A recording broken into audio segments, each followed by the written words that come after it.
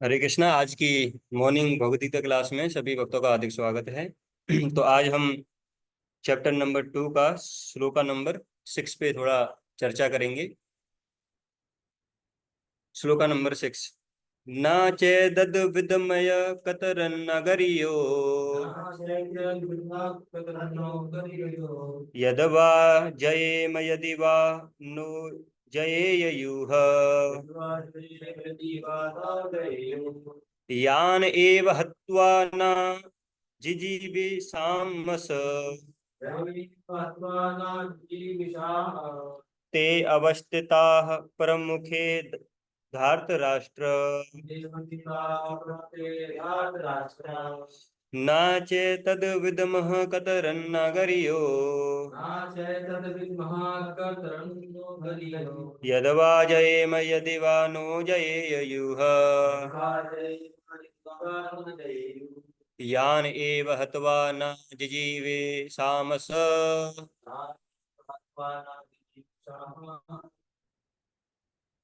ते अवसिताः परमुखे धार्तराष्ट्र न चेतद्विदमः कतरन्नु यद्वा यद्वा जयेम यदि वा नो जयेयुः यान एव हत्वा न जिजीवे सामस ते अवस्थिताः परमुखे धार्तराष्ट्र। ट्रांसलेशन हिंदी।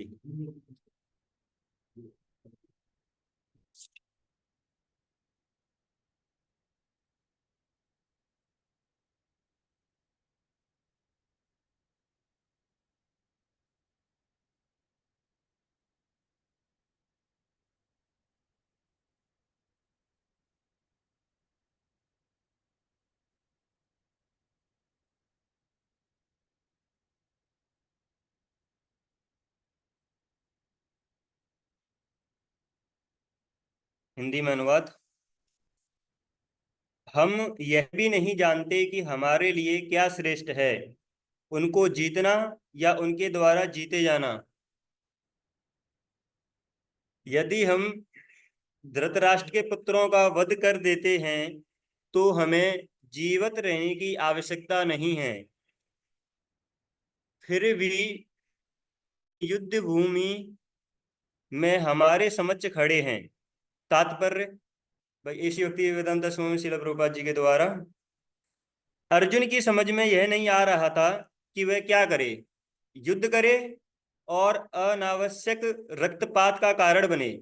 यद्यपि क्षत्रिय होने के नाते युद्ध करना उसका धर्म है, या फिर वह युद्ध से विमुख होकर भीख मांगकर जीवन यापन करे। यदि वह शत्रु को जीतता नहीं तो जीविका का एकमात्र साधन भिक्षा ही रह जाता है।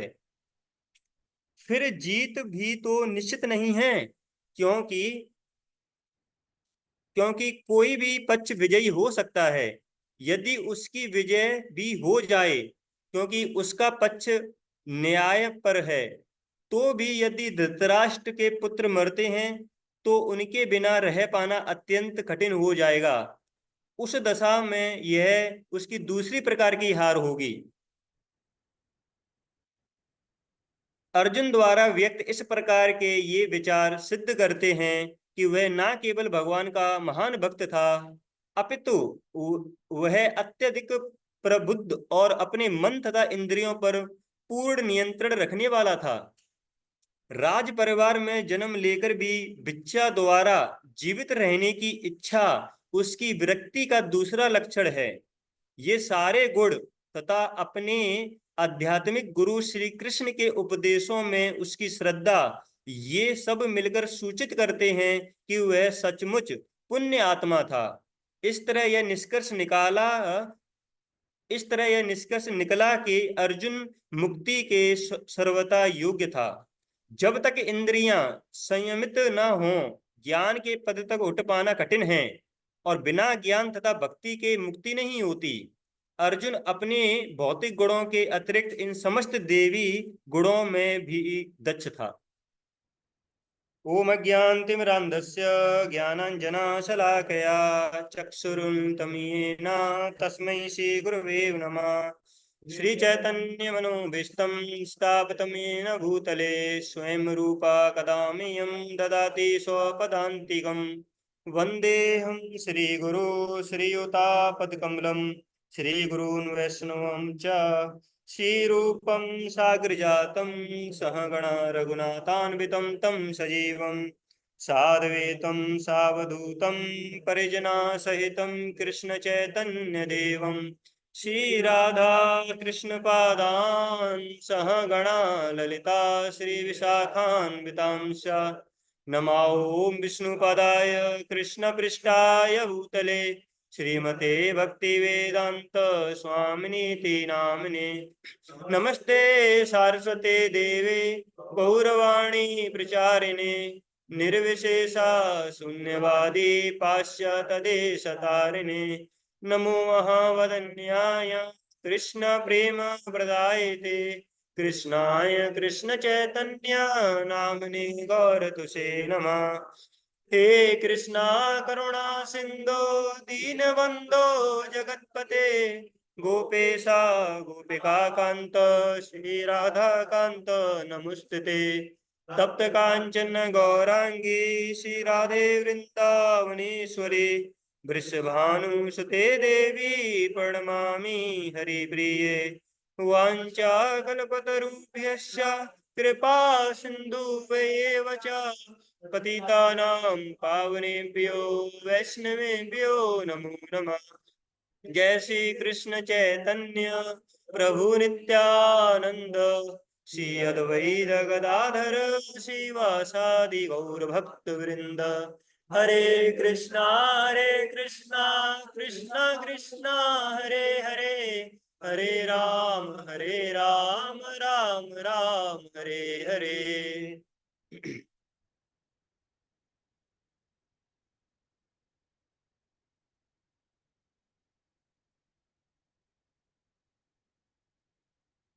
हरे कृष्णा। तो अभी ये जो सेशन चल रहा है इसमें अर्जुन जो है कुछ तर्क दे रहे हैं, तो जिसमें लास्ट तर्क जो है अर्जुन का भी हम सुनेंगे, क्योंकि श्लोक नंबर 4 और 5 में उन्होंने जो तर्क दिया था वो दिया था कि हमको जो है अपने जो वरिष्ठ जो भक्त होते हैं उनको कभी हमको अपमान नहीं करना चाहिए या उनका अनादर नहीं करना चाहिए, रेस्पेक्ट देना चाहिए। तो उन्होंने बोला कि जैसे भीष्म और जो द्रोण, स्पेशली ये दो जो महान भक्त हैं, तो द्रोणाचार्य जो है वो उनके गुरु हैं और पितामह भीष्म क्या है उनके दादाजी, तो उनको तो कोई भी नहीं मारेगा। तो ये अर्जुन का तर्क है। वो कह रहा है कि इनको ना मार के मैं क्या कर लूंगा, भीख मांग लूंगा, पर लेकिन मार के क्या होगा।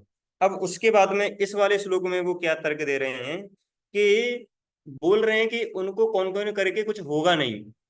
अच्छा मान लीजिए हम उनको अगर हरा देते हैं, तो हराने के बाद में जो हमको राज्य मिलेगा तो उसको तो मैं कैसे भोगूंगा, क्योंकि जब वो चले जाएंगे तो किसके साथ मैं भोगूंगा उस राज्य को। तो इसका मतलब तो ये हुआ कि मैं अगर जीत भी गया तो मेरी हार हो गई, और अगर मैं हार गया तो हार ही गया, है ना। क्योंकि युद्ध होने वाला है तो उसका परिणाम कुछ भी निकल सकता है, कि अर्जुन जीत भी सकता है और अर्जुन हार भी सकता है। तो अर्जुन हार गया तो हार ही गया, वो तो एक मान लिया, पर लेकिन जीत के भी हार है ना। एक ऐसा मैच जिसमें क्या क्या अगर आप हार गए तो हारे हुए ही, पर लेकिन अगर आप जीत गए तब भी आप हारे ही माने जाओगे। ये तो पहली बार देखने को मिलेगा भाई संसार में। तो अर्जुन वही बोल रहे हैं कि मैं जीत गया तो तब भी हार गया, हारा तो हारा, जीत के भी हारा। ऐसी उसकी सिचुएशन बन रही है अभी इस समय। तो अर्जुन वही बोल रहे हैं कि इनको इसलिए मेरे को कॉन्क्वायर नहीं करना चाहिए। तो अभी इस समय वो थोड़ा कंफ्यूज होते हैं कि मतलब मैं करूं या ना करूं। तो इसलिए प्रभुपाद जी इसमें बताते हैं कि अर्जुन जो है टोटली यहाँ पे कंफ्यूज हो जाते हैं। 7वें श्लोका में और अच्छे से हमको सुनने को वो मिलेगा। तो तो इसमें यही है।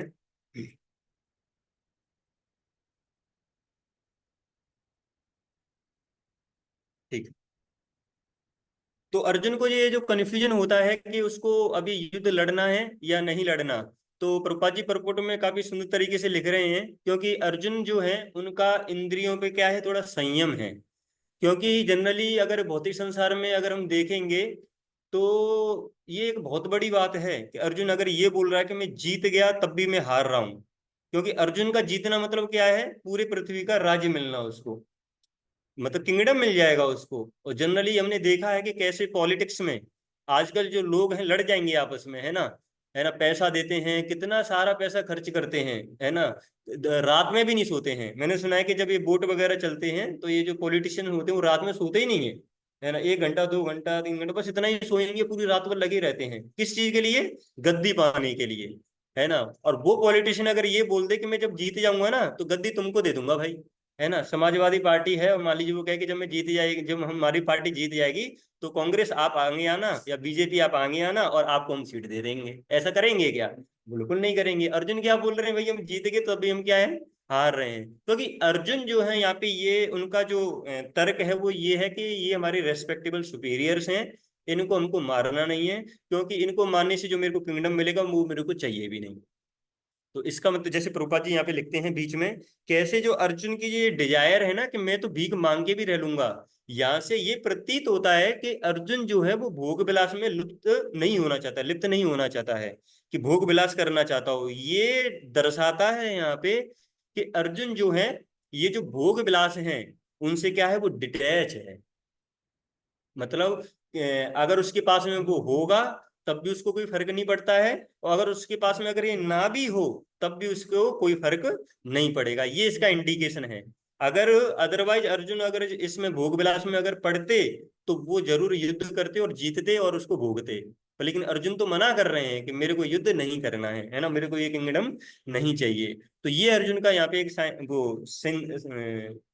ऐसा प्रतीत हो रहा है यहाँ पे कि अर्जुन जो है कि वो कोई इंटरेस्ट शो नहीं कर रहे हैं किंगडम में, क्योंकि उनका माइंड और सेंसेस पे क्या है, फुल कंट्रोल है। तो वो ऐसा नहीं कि मतलब उनके कंट्रोल में आ जाएंगे और युद्ध करने लग जाएंगे, किसकी इच्छा से, किंगडम की इच्छा से नहीं करेंगे युद्ध। हाँ, अभी आगे जाके हमको देखने को मिलेगा कि कैसे भगवान बोलते हैं तो फिर वो युद्ध करते हैं, पर लेकिन किंगडम की इच्छा वो उनके अंदर नहीं है। इसलिए हमको क्या है कि जो ऑपुलेंस जो होते हैं उसके लिए क्या, हाँ, पानी में गिर है। तो जो ऑपुलेंस जो है अर्जुन को उसके लिए क्या है कि डिटैचमेंट अपने आप ही है, स्वाभाविक है वो डिटैचमेंट। पर लेकिन भगवान की प्रसन्नता के लिए भगवान चाहते हैं कि धर्म के लिए युद्ध हो, तो वो बाद में जाके उसके लिए क्या करते हैं, युद्ध करते ही हैं, है ना। जैसे हमको देखने को मिलता है कि लॉर्ड राम जब थे तो उनको जब राज्य दिया गया, लॉर्ड राम को जब राज्य दिया गया तो ऐसा नहीं कि लॉर्ड राम जंप करने लगे थे, अरे मेरे को तो राज्य मिल गया है ना, कितना बड़ा राज्य मिला, अयोध्या राज्य मिल गया है, अब मैं राजगद्दी पे बैठूंगा और शासन करूंगा, सबको ऑर्डर दूंगा और मेरे को अच्छी अच्छी चीजें खाने के लिए आएंगी, है ना, अप्सराएं सामने नाचेंगी, ऐसे करके भोग विलास की उसमें ऐसा नहीं कि बहुत ज्यादा पूरा डीजे वगैरह बजाने लगे। आजकल जब पार्टी जीती जाती है तो देखा होगा आपने, है ना, किस तरीके का उल्लास रखा जाता है। हाँ, ऑफ कोर्स कुछ अच्छा चीज हुआ है तो उसका एक उत्सव बनाना चाहिए, पर लेकिन इतना उसमें नहीं रम जाना चाहिए कि हमारा अपनी इंद्रियों पे कंट्रोल ना रहे। तो उसको शास्त्रों में क्या ब्लेम किया गया है ना, कंडेम किया गया है इस वाली जीत को, है ना। ऐसे ही क्या है कि जो भगवान राम, है ना, जब उनको राज्य दिया गया तो वो ज्यादा उससे विचलित नहीं हुए, या उनका एकदम इक्वी पोज्ड, जिसको न्यूट्रलिटी बोला गया है, वैसा था उनका बिहेवियर। और जब भगवान से वो राज्य लिया गया तब भी ऐसा नहीं कि हाय हाय ये क्या हो गया, है ना, बताइए वोटिंग इतने अच्छे से हुआ था पर लेकिन वोटिंग को कैंसिल कर दिया गया, दूसरी वोटिंग हम हार गए, ये क्या हो गया, ये क्या हो गया, ऐसे करके विलाप नहीं कर रहे थे वो, है ना। वो तब भी क्या, ठीक है कोई दिक्कत नहीं है ना, हमको राज मिले या ना मिले। तो उन्होंने जो फॉरेस्ट जाना उसको कंसिडर कर लिया, वहां पे चले गए। तो ये क्या शो करता है यहाँ से कि राज्य पाठ और ये जो ऑपुलेंसेज हैं उनके लिए भगवान राम यहाँ पे ये शो कर रहे हैं कि इसके लिए हमको आसक्ति नहीं रखनी चाहिए, है ना। अगर हम इससे आसक्ति रखेंगे तो क्या होगा, तो ये आसक्ति दुख का कारण बनेगी, जो कि भगवान राम फिर द्वारा अपने एग्जाम्पल से सिखाते हैं। कैसे, कि जब मदर सीता को ये रावण लेके जाता है ना, तो भगवान राम जो हैं उनको खोजते हैं, है ना, जंगलों में जाते हैं, पक्षियों से पूछते हैं, है ना, बानरों की हेल्प लेते हैं, हमने देखा कि कितना उनको संघर्ष करना पड़ा।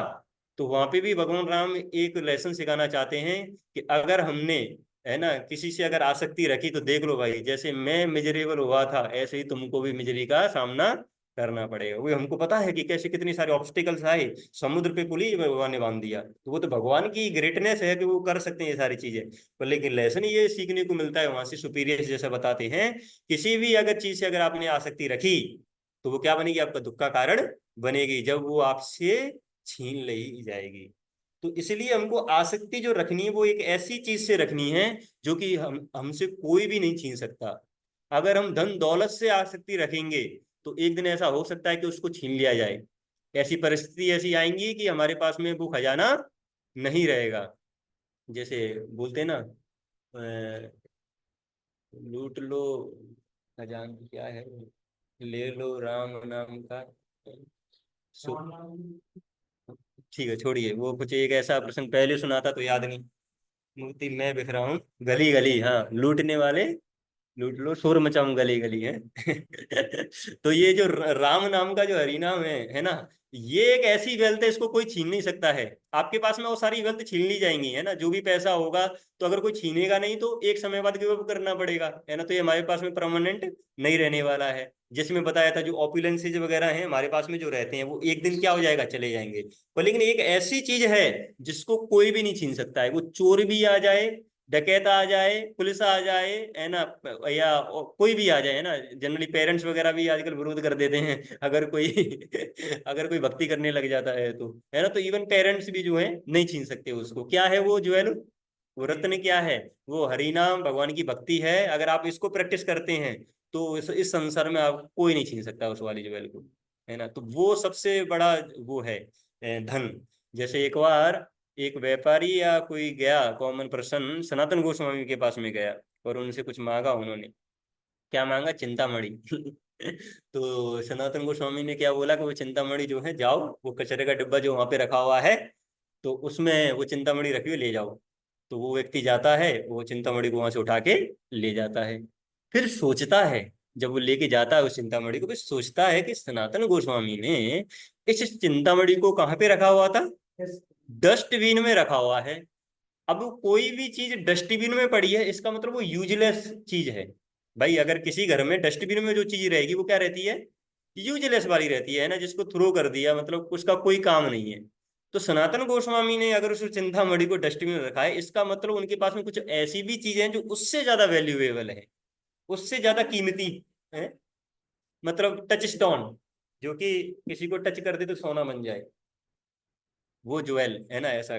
तो वो जो टच स्टोन जो है उन्होंने कहाँ रख रखा था, डस्टबिन में रख रखा था। तो उसने सोचा कि इसका मतलब सनातन गोस्वामी के पास में क्या होगा, कुछ इससे भी बड़ी चीज होगी। फिर दोबारा आई लौट के कि सनातन गोस्वामी, एक और था मतलब कि आपने इसको डस्टबिन में रख रखा था, इसका मतलब आपके पास में इससे भी कुछ बढ़ के है।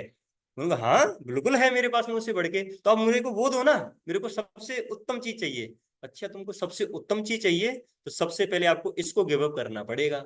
तो आप ये करो, जाओ और यमुना नदी में इसको फेंक के आ जाओ। पर लेकिन ये था कि वो जो आदमी था उसको सनातन गोस्वामी के ऊपर क्या था, पूर्ण श्रद्धा थी। अगर हमको पूर्ण श्रद्धा है तो वो चिंतामणि हमको मिल जाएगी हरिनाम की। है ना। नहीं तो बताइए आपके पास में टच स्टोन है और कोई साधु अगर ये बोल दे कि इसको यमुना में फेंक के आ जाओ, तो एक बार दो बार नहीं सोचेंगे, 100 बार सोचेंगे हम फेंकने से पहले। कोई साधु अगर ये बोल दे तो हमको। पर लेकिन उस व्यक्ति को विश्वास था सनातन गोस्वामी के ऊपर, वो फेंक के आता है। और यही विश्वास क्या बनता है, उसके अंदर भक्ति प्रवेश का कारण बनता है कि उसके अंदर क्या आ जाती है, भक्ति आ जाती है। कैसे आ जाती है, जब वो फेंक के आता है तो सनातन गोस्वामी क्या देते हैं, अब लो तो उससे बड़ा तुमको ज्वेल मैं देता हूँ, क्या, हरि नाम का ज्वेल। तब वो हरिनाम का ज्वेल उनको देते हैं और उसके बाद में वो व्यक्ति जो है प्रसन्न होकर उस हरिनाम को लेके जाता है वहां से। तो ये देखने को मिलता है कि इस संसार में जो है हमको किसी से आसक्ति नहीं रखनी चाहिए। डिटैचमेंट अगर रहेगा तो ज्यादा डिस्टर्ब नहीं होंगे। भरत महाराज को देख सकते हैं, लॉर्ड राम के भाई, कि जब अब लॉर्ड राम ने अगर किंगडम नहीं लिया तो भरत महाराज के ऊपर सारी रेस्पॉन्सिबिलिटी आ गई थी, है ना, कि अब उनको राज्य करना है। पर लेकिन भरत महाराज बिल्कुल नहीं लेने वाले थे किंगडम को, कितना पीछे पड़ गए थे, नहीं भगवान राम आप ही उसको संभालिए। और लास्ट में जाके क्या लेके आते हैं उनके वो चरण पादुका लेके आ जाते हैं, खड़ाऊ जो होते हैं उनको लेके आते हैं। उनको कहाँ पे रख देते हैं, राजगद्दी पे। ऐसा नहीं कि खुद बैठ गए, है ना, और बैठ के बस चलो भाई अब राजपाट करते हैं। खड़ाऊ को वहां पे रख के राजगद्दी पे तब उन्होंने राज्य किया। और राजपाट में मतलब किंगडम में जनरली क्या होते हैं, बहुत सारे भोग ऐश्वर्य होते हैं, उनमें से कोई भी उन्होंने भोग ऐश्वर्य अपने लिए यूज नहीं किया, क्योंकि ऐसा सुनने में आता है कि वो अयोध्या के बाउंड्री से थोड़ा सा बाहर ही रहते थे वहां पे, है ना। और वहां पे भी क्या किया था उन्होंने, जैसे भगवान राम क्या है, ग्राउंड पे सो रहे थे, तो उन्होंने क्या किया, एक गड्ढा किया, उस गड्ढे के अंदर वो वहां पे छाल वगैरह बिछा के उस जमीन पे सोया करते थे वो, क्योंकि भगवान राम उस ऑपुलेंस को नहीं भोग रहे हैं, तो मैं भी कोई ऑपुलेंस नहीं भोगूंगा। और वहां से उन्होंने उस राज्य को पूरा संभाला था, ऐसा नहीं कि पूरा रेनंसिएट कर दिया चीजों को और इधर किंगडम में क्या चल रहा है उनको कोई मतलब नहीं है। रेस्पॉन्सिबिलिटी विद डिटैचमेंट, है ना, रेस्पॉन्सिबिलिटी विद डिटैचमेंट, ये होना चाहिए कि हमको रेस्पॉन्सिबिलिटी भी निभानी है, साथ साथ में हमको इसकी अपेक्षा नहीं करनी है कि वी हैव ऑपुलेंसेज और नॉट, है ना। अगर हमको वो ना मिले किसी किसी भी कारण, अगर वो फैसिलिटी अगर नहीं मिलती है, तब भी हमको वो रेस्पॉन्सिबिलिटी निभानी चाहिए। प्रभुपाद जी क्या बोलते थे कि अरे मैं तो पेड़ के नीचे भी लेक्चर ले सकता हूँ, तो लेकिन इस बिल्डिंग में लेक्चर मैं इसलिए ले रहा हूँ क्योंकि ये आप लोगों के लिए है। अगर मैं पेड़ के नीचे ले रहा होता ये लेक्चर, तो आप में से यहाँ पे कोई नहीं दिखता। अब हम ही सोच, मतलब अब मान लीजिए कि अगर हम इस्कॉन में शुरुआत में अगर पेड़ के नीचे सारा सिस्टम चलता रहता, तो ये जो बीटेक आईआईटी वाले तो बिल्कुल ही इधर नहीं आते भाई, वो कर पेड़ के नीचे। क्योंकि जनरली क्या है कि शुरुआत में हमको ऐसा थोड़ा थोड़ा सुनने को मिलता था ना, कि बाद में ना मतलब थोड़ा थोड़ा पता पड़ जाता था कि इस्कॉन में ना फिर बाद में जाके ना ये कटोरा हमको पकड़ाएंगे और भीख मंगवाएंगे। मेरा दोस्त ऐसे बोला, मैंने कहा यार इतना तो नहीं करेंगे यार, हैं, कि हम इतना पढ़ के आए हैं कि या कटोरा दे देंगे हाथ में और भीख मंगवाएंगे, इतना नहीं होगा। करते रहते हैं, देखेंगे बाद में क्या होता है ना। हरि नाम कर दिया, हरि नाम तो अच्छा चीज है, इसको करते रहते हैं। पर लेकिन देखो हरि नाम प्रसाद उससे आए बाद में तो ऐसी भाई है कि भाई अब कटोरा भी दे दो तो तभी भीख भी मांग लेंगे। तो ऐसा है, तो प्रभुपाद जी ने शुरुआत में वो दिया है कि हमारे लिए दिया है, कंडीशनड सोल के लिए दिया है कि भाई थोड़ा अट्रैक्ट हो जाए, पर लेकिन खुद की लाइफ के लिए अगर कभी हमको वो ऑपुलेंसेज ना मिले तो हमको वो डिस्टर्ब नहीं होना चाहिए, और भगवान की सेवा में हमेशा तत्पर रहना चाहिए कि हाँ ये ऑपुलेंसेज नहीं है तो तब भी मैं ये सेवा करूंगा। तो नो अटैचमेंट टू द ऑपुलेंसेज, ऐसा हमारा वो रहना चाहिए, भाव रहना चाहिए। क्योंकि हमने आचार्यों की लाइफों से यही सीखा है कि अभी यहाँ पे जो अर्जुन का जैसा भाव यहाँ पे निकल के आ रहा है कि उनको इस राज्य पाट से कोई मतलब नहीं है, कोई अटैचमेंट नहीं है, वो फाइट करना ही नहीं चाहते हैं। ऐसा ही हमारे जो आचार्यों ने वो अपनी लाइफ से सिखाया है। कैसे सनातन गोस्वामी, रूप गोस्वामी, वो प्राइम मिनिस्टर, फाइनेंस मिनिस्टर थे। नवाब हुसैन शाह जो थे उनके किंगडम में क्या थे वो, फाइनेंस मिनिस्टर और प्राइम मिनिस्टर, ये दो बड़ी पोस्ट हैं। और उसमें जो भी धन दौलत आता था तो बहुत सारा पैसा भी इकट्ठा हो गया उनके पास में। फाइनेंस मिनिस्टर तो आप समझ ही रहे हैं ना, पैसा पैसा पैसा सब जगह, है ना। पर लेकिन जब वो चैतन्य महाप्रभु के मूवमेंट में जब फुली जब उतरने वाले थे, तो उन्होंने क्या, मतलब फुली उतरने का मतलब ये है कि कोई इन पोस्टों को छोड़ के भक्ति में आना नहीं चाहेगा, कि ये पोस्ट छोड़ के आ जाए और भक्ति में लग जाए। पर लेकिन सनातन गोस्वामी, रूप गोस्वामी ने क्या किया, इन पोस्टों को त्याग दिया, और जो भी पैसा था उन्होंने क्या कहाँ पे यूज किया। ऐसा नहीं कि घर वालों को देके आगे पूरा का पूरा, या उसको बैंक बैलेंस में डाल दिया कि भैया भक्ति में कभी क्या आएगी, विपदा अगर आएगी तो इस धन दौलत को यूज किया जाएगा, ऐसा नहीं किया था उन्होंने। क्या किया, उसको सबको चैरिटी में लगा दिया। पूरा का पूरा जो भी धन दौलत, कुछ घर वालों को दिया, कुछ उसको क्या कर दिया, पूरा का पूरा चैरिटी में लगा दिया। तो ऐसा करके मतलब ये डिटैचमेंट था सनातन गोस्वामी और रूप गोस्वामी, हमारे आचार्यों का। अरे सनातन गोस्वामी, रूप गोस्वामी नहीं, हरे गोस्वामी को आप ले लीजिए, कोई भी गोस्वामी, या उनके बाद में जो भी शीला भक्ति विनोद ठाकुर, भक्ति सिद्धांत सरस्वती ठाकुर, प्रभुपाद जी, गौर कृष्णदास बाबा जी महाराज, ये सभी ही ग्रेट सोल हैं जो कि इस साइन का प्रतीक हैं कि इनको किसी भी भौतिक संसार की व्यक्ति से कोई भी आसक्ति नहीं है। इतने धनी धनी व्यक्ति आते थे भी उनसे वो कुछ भी नहीं मांगा करते थे। इवन उनसे बस बैग ये किया करते थे कि आप क्या ले लो, हरि नाम ले लीजिए, है ना। रघुनाथ दास गोस्वामी का लाइफ देखिए, उनके पास में किस चीज की कमी थी, कोई भी ऐसी चीज नहीं थी जो उनके पास में ना हो। इस संसार का सब धन दौलत उनके पास में था, है ना। गोल्ड कॉइन्स रहा करते थे उनके पिताजी के पास में उस समय, मतलब बहुत ज्यादा जमीन थी, पैसा भी था। और उसके बाद में पैसा होने के बावजूद में उनकी जो पत्नी एकदम सुंदर थी, ऐसा भी नहीं कि एकदम पत्नी जो है सही नहीं है ना, और उनका कैरेक्टर भी बहुत अच्छा था।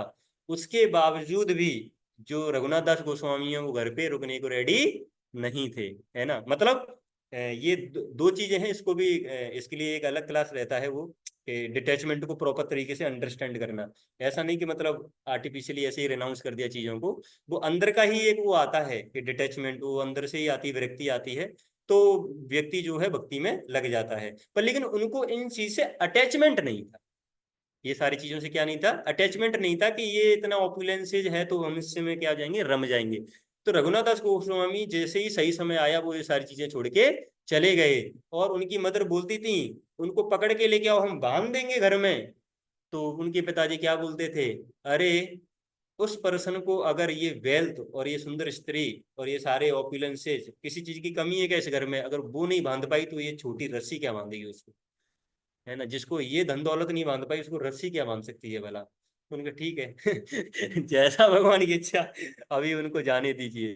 तो ये है, तो कभी भी जो है हमको जो है आसक्ति नहीं रहना चाहिए। दूसरा इसका एक और एस्पेक्ट है डिटैचमेंट का, कि कभी कभी क्या है कि डिटैचमेंट अगर हम करते हैं, चीजों को रेनाउंस करते हैं, तो कभी भी हमको गर्व नहीं होना चाहिए इस चीज का।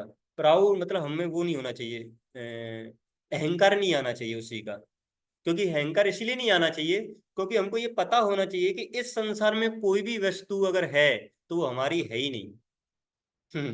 हमारी वो वस्तु है ही नहीं। जैसे हम कहते हैं ना कि अरे ठीक है हमने यहाँ पे 10,000 का दान दिया, अरे वो जो 10,000 का दान दिया है तो वो भगवान की प्रॉपर्टी, वो आपके थ्रू दान जा रहा है। इसलिए बताया जाता है, हम लेक्चर जब सुन रहे थे साधु भूषण में, तो जनरली जब भी चैरिटी की जाती है तो पहले जो चैरिटी की जाती थी, जैसे गृहस्था जो चैरिटी वगैरह करते थे, तो वो बैक किया करते थे कि अरे ये धन ले लीजिए अपनी सेवा में, है ना। क्योंकि वो क्या है कि भगवान की सेवा में उसको लगाना है। तो वो क्या है कि जो ये धन है वो आया है तो वो क्या है, भगवान की ही तो संपत्ति है, क्योंकि वो हमारा तो बिलोंग ही नहीं करता। जब हम इस संसार में आए थे तो कैसे आए थे, खाली हाथ आए थे और खाली हाथ जाएंगे। तो जब खाली हाथ आए थे तो हमारे पास में तो कुछ है ही नहीं, इसका मतलब जब खाली हाथ आए थे तो इस संसार में अगर हमारे पास में कुछ भी अगर आएगा तो इसका मतलब क्या है, वो सब भगवान की तो प्रॉपर्टी है ना। जैसे अगर मान लीजिए हमारे पास में बहुत सारा रोटी कपड़ा मकान, मतलब बहुत अच्छा सुंदर सारी चीजें भरी हुई हैं, तो ये सारी चीजें कहाँ से हम ले रहे हैं, प्रकृति से तो ले रहे हैं ये सारी चीजें। तो प्रकृति किसका है, ये वो भगवान ने बना के दिया है।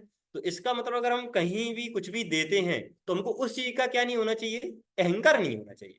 देना है हमको, अंदर भी उसका ये सेटिस्फेक्शन आएगा कि हाँ हम भी कुछ भगवान की सेवा कर पा रहे हैं, पर लेकिन अहंकार नहीं होना चाहिए। व्यक्ति में कभी कभी क्या आ जाता है, अहंकार आता है, नेम सेक के लिए, फेम के लिए दान करते हैं, है ना। पंखा देंगे तो नाम लिखवा देंगे, हर एक पंखड़ी पे हमारा जो है, पंखड़ी जो होती है उस पे नाम होना चाहिए कि फलाने ने दिया है ना। पंखा चले या ना चले, पर लेकिन नाम जरूर होना चाहिए, है ना। मंदिर में कुछ एक जगह कोई दे दी तो उस पे हमारा क्या होना चाहिए, नाम होना चाहिए कि फलाने फलाने ने ये स्पॉन्सर किया है।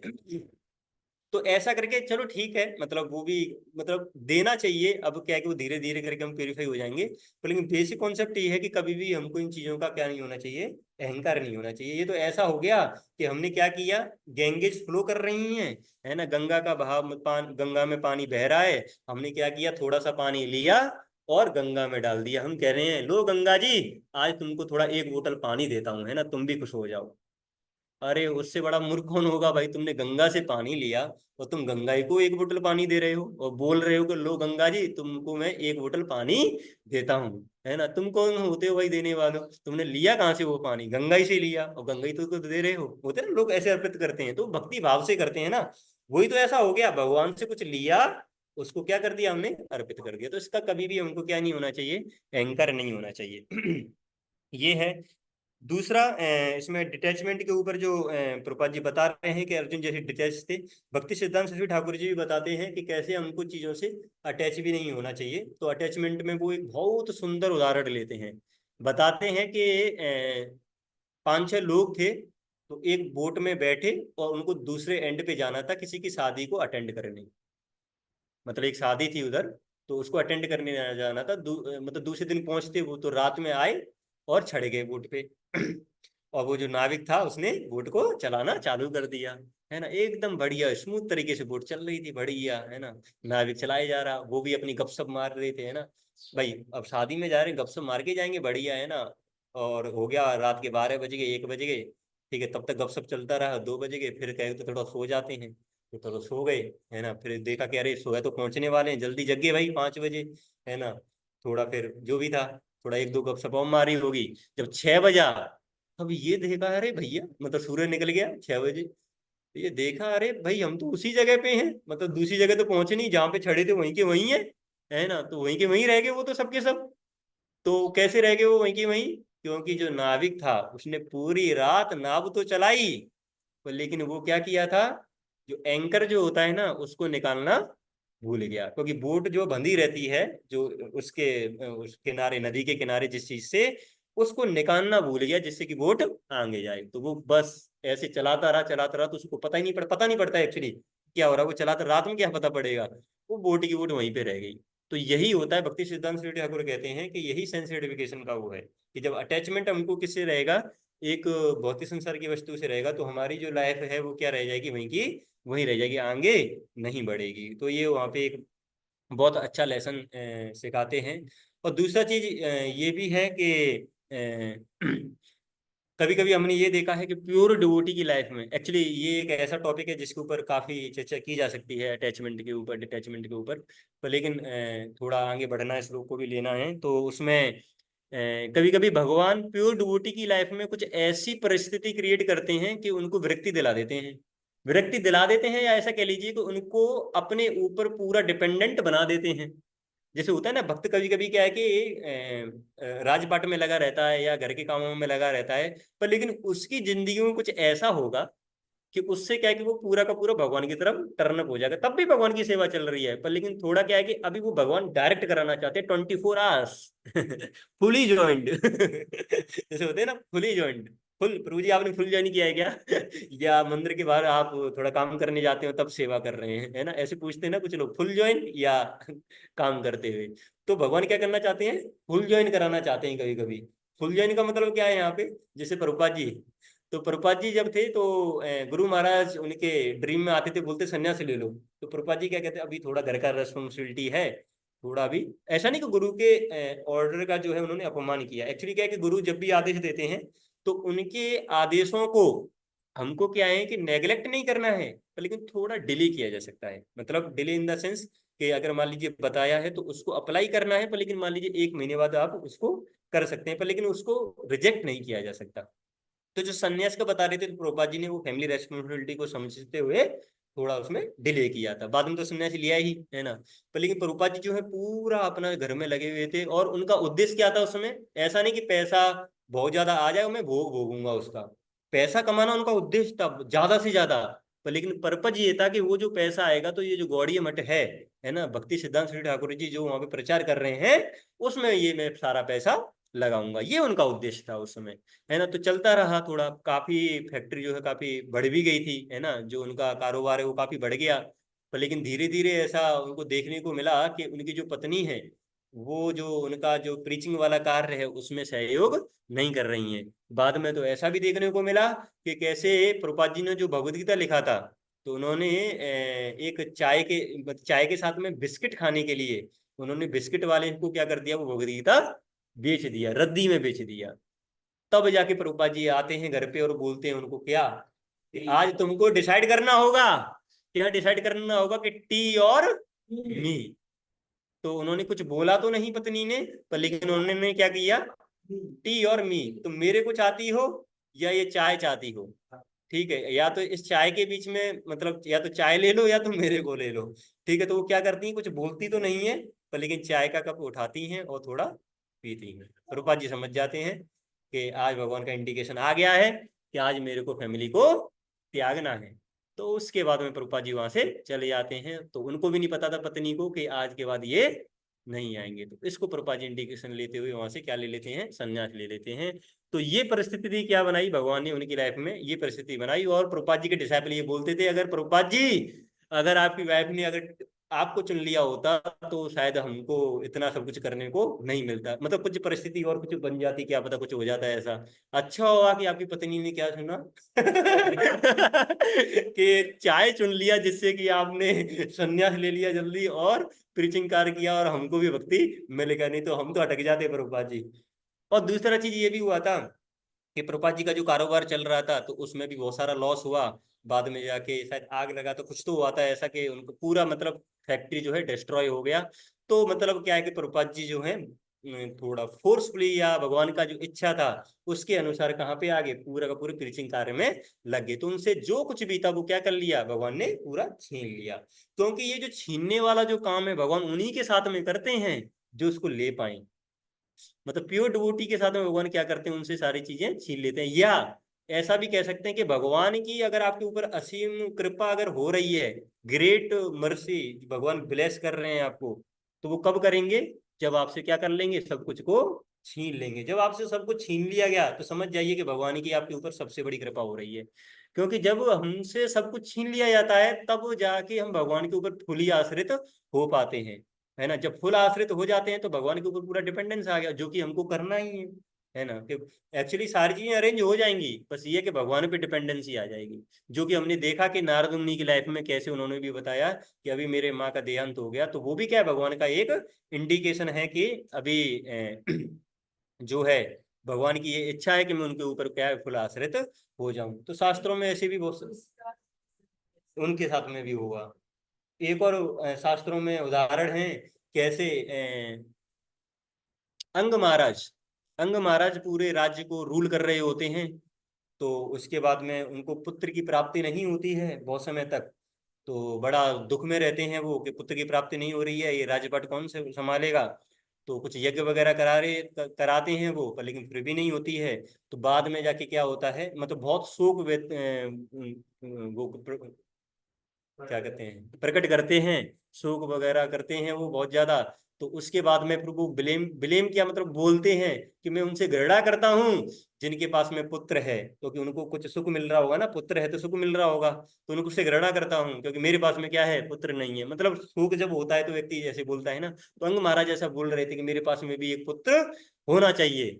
उसके बाद में कुछ समय बाद उनको क्या होता है, एक पुत्र हो जाता है, पर लेकिन उस पुत्र का नाम क्या पड़ता है, वेण, है ना, वेन। तो ये जो वेन थे, पर लेकिन वो ऐसे पुत्र होते हैं कि सारे के सारे जो नॉनसेंस वर्क हैं वो करना स्टार्ट कर देते हैं। राज्यपाट में सारी चोरी, है ना, चोरी वगैरह चालू कर दी उन्होंने। दूसरा, जिस किसी भी फ्रेंड के साथ में खेलते थे तो उनको उड़ा दिया करते थे, है ना। किसी किसी को उड़ा ही दिया करते थे, है ना, मार दिया करते थे उनको, है ना। ऐसे करके उनकी ऐसी आदतें बन गई कि पूरे किंगडम में क्या हो गया कि अरे ये देखने को मिल रहा कि राजा का बेटा क्या क्या कर रहा है ये तो राजा का भी नाम बदनाम हो रहा था, और किंग जो अंग हैं वो भी क्या हो गए, उससे परेशान हो गए। तो पहले तो किंग अंग किसके लिए परेशान थे कि पुत्र नहीं हो रहा है, अभी किंग अंग किसके लिए परेशान हो रहे हैं कि अब मेरे पास में पुत्र ऐसा आ गया कि ये तो क्या है कि पूरा नाम ही बदनाम कर देगा। यहाँ पे किंग अंग को एक इंडिकेशन होता है अंदर से कि लग रहा है कि भगवान की इच्छा कुछ और है, समय आ गया है राजपाट गिव अप करने का। क्योंकि इतना फ्रस्ट्रेशन उसने करा दिया किंग वेन ने कि अभी उसके बाद में राजपाट संभालना उनकी बस की बात नहीं थी, क्योंकि समय भी हो गया था, पुत्र ही है, पुत्र भी ऐसे काम कर रहा है। तो भगवान का इंडिकेशन समझते हुए रात में वो क्या कर देते हैं, किंगडम को लीव। रात में किसी को भी नहीं पता कि कहाँ चले गए, ना तो उनकी पत्नी को पता था, ना बच्चे को पता था, ना ही किंगडम में किसी भी सिटीजन को पता था कि किंग अंगा कहाँ गए। तो वो चले जाते हैं फॉरेस्ट में, सबको फिर बाद में पता पड़ता है कि ऐसे ऐसे करके किंग अंग चले गए हैं, फिर वेन को किंग बनाया जाता है। चलो वो तो और स्टोरी अगर आगे का हो जाएगा, पर लेकिन यहाँ से भी क्या समझने को मिलता है कि यहाँ से किंग अंग की लाइफ में भी कुछ ऐसा होता है कि फोर्सफुली डिटैचमेंट भगवान यहाँ पे दिलाते हैं। तो ऐसे बहुत सारे एस्पेक्ट हैं जिसमें हमको तो एक व्यक्ति होनी चाहिए या पॉपुलेंस से हमको अटैचमेंट नहीं होना चाहिए। और प्योर डिवोटी की लाइफ में अगर ऐसा कुछ हो रहा है तो वो भगवान का क्या है, एक अरेंजमेंट है। इसके बाद में इस परपोर्ट के लास्ट में प्रभुपाद जी और बता रहे हैं, unless the senses are controlled there is no chance of the elevation to the platform of the knowledge, and without knowledge and devotion there is no chance of liberation. तो यहाँ पे बता रहे हैं कि अगर हमारे सेंसेज पे कंट्रोल्ड नहीं है, जो इंद्रियां हैं अगर उन पे कंट्रोल्ड नहीं है, तो हमारे अंदर नॉलेज का ट्रांसफर नहीं होगा। और प्रभुपाद जी बता रहे हैं बिना नॉलेज और बिना डिवोशन के लिबरेशन पॉसिबल नहीं है, मतलब मुक्ति पॉसिबल नहीं है। मुक्ति का मतलब जो हम इतना मिजरेबल कंडीशन में यहाँ पे रह रहे हैं, भौतिक संसार में रह रहे हैं, अगर उससे हमको क्या पाना है, मुक्ति अगर पानी है, तो हमको क्या करना पड़ेगा, ज्ञान और भक्ति हमारे पास में होना ही चाहिए। और जबकि कब पॉसिबल है वो सारी चीजें, जब हमारा माइंड और ये सेंसेस वो क्या रहेंगे, थोड़ा कंट्रोल्ड रहेंगे। क्योंकि जब ये कंट्रोल्ड रहेंगे तब जाके हम भक्ति को प्रैक्टिस कर सकते हैं। अगर ये कंट्रोल्ड नहीं है तो हम किस में लगे रहेंगे, सेंस ग्रेटिफिकेशन में लगे रहेंगे, है ना। तो क्या बोला गया, भोग ऐश्वर्य पर सत्ता नाम त्याग पैरता चेतसाम व्यवसायत्मिका व्यवसायत्मिका बुद्धि नाते ऐसा शायद तीसरा लाइन में मिस कर गया। तो उसमें यही बताया गया है कि ना तेज सर्वथा से बुद्धि गमातो विद्या, न विद्यते। जो बुद्धिमान व्यक्ति होता है वो इन भोगों में लगता नहीं है। तो अर्जुन पूछ रहे हैं भगवान से, बाद में पूछेंगे ये चीज भगवान, ये सारी चीजें तो हमको चैप्टर नंबर 6 में सीखने को मिलेगा सारी चीजें। अर्जुन वहां पे क्वेश्चन करते हैं, हे भगवान, जो आप मन के बारे में, कंट्रोल के बारे में बता रहे हो, तो उसको कंट्रोल करना इतना आसान बात थोड़ी नहीं है। हैं, चंचलमी ही मना कृष्णा परमाति बलवदर्दम तस्याहम निग्रहम मन्ये वायुरेव सु दुष्कर्म। क्या कहते हैं, चंचलम ही मना कृष्ण, अरे ये जो माइंड है वो क्या है, चंचल है, बंदर जैसे होता है ना चंचल, ऐसा है ये, बड़ा ऑब्स्टिनेट है ना, बलवद दृढ़, है ना, क्या मैं बहुत स्ट्रांग है और ऑब्स्टिनेट है, मतलब इसने अगर ठान लिया तो करके रहता ही है ये। तो इसको कंट्रोल करना इतना आसान नहीं है। क्या बोले हैं, तस्सा हम निग्रह मन्ने वायुरेवसु दुष्कर्म, मैं जो हवा होती है ना, तूफान जब आता है उसको कंट्रोल कर लूंगा, पर लेकिन इस माइंड को कंट्रोल नहीं कर पाऊंगा मैं, ऐसा अर्जुन बोलते हैं। अब आप ही देख लीजिए, किसी एक हैवी विंड को कंट्रोल करना आसान नहीं होता है ना। जनरली क्या आता है, जब तूफान वगैरह आता है तो लोग कहाँ को जाते हैं, ग्राउंड के अंदर चले जाते हैं, अंडरग्राउंड हो जाते हैं, सुरंग वगैरह बनाई जो जाती हैं सेफ्टी के लिए, उसमें चले जाते हैं अंदर, बिल्डिंग गिर गया, पेड़ टूट गया, कुछ भी हो सकता है भाई। लेकिन अर्जुन बोल रहे हैं मैं इसको कंट्रोल कर सकता हूँ, लेकिन माइंड को कंट्रोल नहीं कर सकता हूँ। तब भगवान उसका एक सॉल्यूशन बताते हैं, क्या बताते हैं, उसी के अगले श्लोका में। श्री भगवान उवाच असंसम महाबाहो मनोदुर्निगरम चलम अभ्यासेन तु कौन्तेय वैराग्यम च गृह्यते। क्या बताते हैं, अरे अर्जुन तुम जो ये बोल रहे हो ना, सही बोल रहे हो, इतना आसान नहीं है इसको मन को कंट्रोल करना, पर लेकिन किससे कंट्रोल किया जा सकता है, अभ्यासेन तु कौन्तेय वैराग्यम च गृह्यते, अभ्यास प्रैक्टिस अगर करोगे तो उससे इसको प्रैक्टिस किया जा सकता है। और वैराग्य, डिटैचमेंट का होना जरूरी है। अगर डिटैचमेंट हमारे पास में नहीं होगा तो इस मन को कंट्रोल किया नहीं जा सकता है। तो सबसे पहले क्या होना चाहिए, प्रैक्टिस होनी चाहिए, और प्रैक्टिस के बाद में क्या होना चाहिए, थोड़ा डिटैचमेंट होना चाहिए, जिसमें हमारे जो गोस्वामी हैं, रूप गोस्वामी बताते हैं कि डूज और डोंट्स, मतलब कुछ ऐसी चीजें होती हैं जो कि हमको करनी होती हैं, कुछ ऐसी चीजें होती हैं जो कि हमको छोड़नी होती है ना। तो हमको पता होना चाहिए कि दोनों ही साथ साथ में चलना चाहिए। भक्ति अगर करना है तो कुछ ऐसी चीजें भी अपनानी होंगी जिंदगी में जो कि हमको नहीं करनी है। अगर मान लीजिए कोई भक्ति कर रहा है और साथ साथ में सेंस सर्टिफिकेशन भी चल रहा है, तो भक्ति का इफेक्ट नहीं आएगा। ये ऐसा हो गया कि अगर डॉक्टर ने मेडिसिन दिया और मेडिसिन ले रहे हैं हम, और साथ साथ में क्या कर रहे हैं, जो उसने रेस्ट्रिक्शन हमको बताया हम उसका पालन नहीं कर रहे हैं, तो फिर क्या होगा, हमारा वो जो डिजीज है वो सही नहीं होगा। अगर मान लीजिए डॉक्टर ने बुखार की दवा दी और हम आइसक्रीम खा रहे हैं, तो वो बुखार हमारा नहीं उतरेगा। तो यही बताया गया है कि अगर हम भक्ति प्रैक्टिस कर रहे हैं और सेंस सर्टिफिकेशन को अगर हम मिनिमाइज नहीं कर रहे हैं, तो वो भक्ति का इफेक्ट हमारे ऊपर नहीं आएगा, वो भक्ति रंग हमारी नहीं लेके आएगी। जैसा बोला जाता है कि दो नाव में आप, मतलब दो नाव पे पैर रख के आप नहीं चल सकते हो। एक पैर मान लीजिए आपने इस नाव में रख दिया और दूसरा पैर आपने दूसरी नाव में रख दिया, और आप कहो कि मैं इस समुद्र को पार कर लूंगा, ऐसा नहीं हो सकता है। आपको एक ही नाव में पैर रखना पड़ेगा, दो नाव में पैर रखोगे तो डूब जाओगे। तो हमको ये डिसाइड करना पड़ेगा कि सेंसिटिविकेशन में लगना है या इधर लगना है। जैसे कहते हैं या तो इस घाट के या उस घाट के बीच के मत बनो, डूब जाओगे। करना है तो पूरा लग जाओ भाई, मेटलिस्टिक एक्टिविटी में लग जाओ, एक दिन फ्रस्ट्रेशन होगा तो क्या पता थोड़ा इधर आ जाओगे। और करना है तो भक्ति फिर ऐसा लग जाओ, इसमें रम जाओ कि इसी का टेस्ट ले लो, काहे दोनों प्रोसेस में पड़े रहते हैं।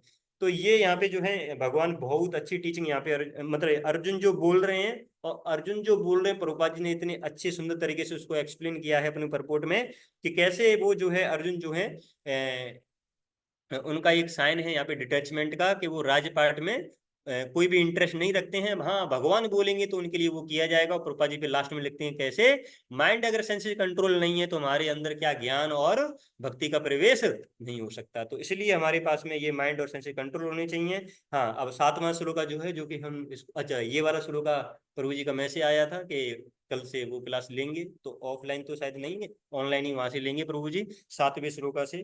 तो उसमें जनरली ये है कि अब अर्जुन जो है क्या हो जाते हैं, पूरे के पूरे कंफ्यूज हो जाते हैं। मतलब यहाँ पे जो तर्क दी हैं, अर्जुन अब कंफ्यूज हो जाते हैं कि अब मैं क्या करूं।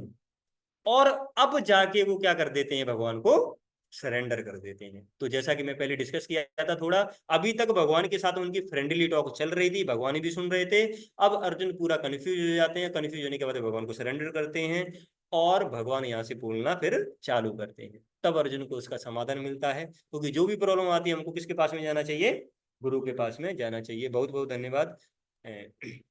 बहुत पेशेंटली लिसनिंग के लिए, और क्षमा चाहते हैं अगर इसमें कुछ भी त्रुटि हुई हो, स्पेशली कुछ वर्ड्स जो मैं नहीं बोल पाता हूँ प्रॉपरली, उस चीज़ के लिए। हरे कृष्णा। किसी का अगर कोई प्रश्न हो ऑनलाइन में या ऑफलाइन में तो पूछ सकते हैं।